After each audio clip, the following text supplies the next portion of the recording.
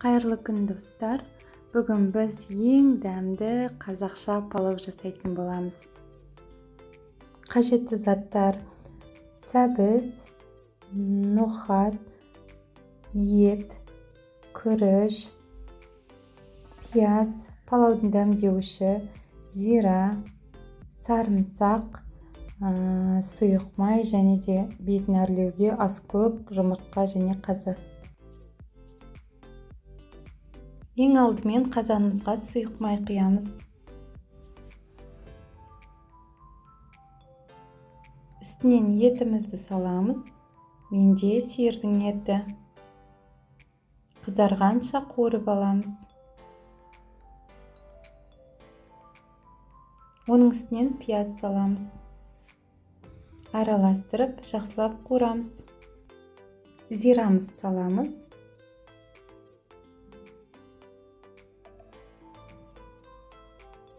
Палауға арналған дәмдеуішті қосамыз.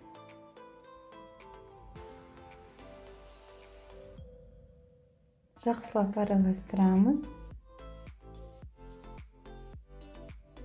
Оның үстінен сәбіз саламыз. Және де ноқатымызды қосамыз. Ноқатты алдын ала суға жібітіп аламыз 1 сағат бұрын. Жақсылап араластырып қуырамыз. Үстінен су құямыз.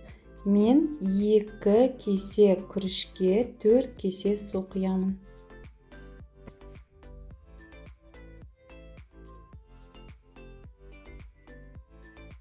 Қалауларыңызша тұз саласыздар.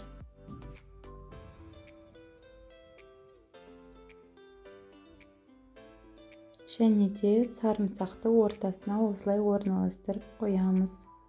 Сарымсақ өте керемет дәм береді. Бетін жауып 45 минуттай пісіремін. 45 минуттан соң сарымсағымызды алып тастаймыз. Жақсылап араластырып шығамыз. Үстінен күрішімізді салу керек. Бетін тегістеп шығамыз. Енді бетін жауып, баяу отта 20 минуттай пісіріп аламыз. Палауымыз дайын. Иісін еткен тамаша, дәмді, осындай тәбетті ашатын палау болып шығады. Жақсылап араластырасыздар, асты жабыспайды. Және де ішінен еттерін осылай бөлек ыдысқа салып алып, турап шығамыз. Міне біздің күрішіміз осындай шашыраңқы, әдемі болып шығады.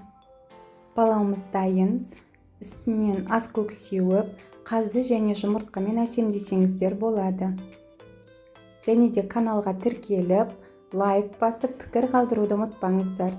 Сіздермен болған Ботафуд ас болсын.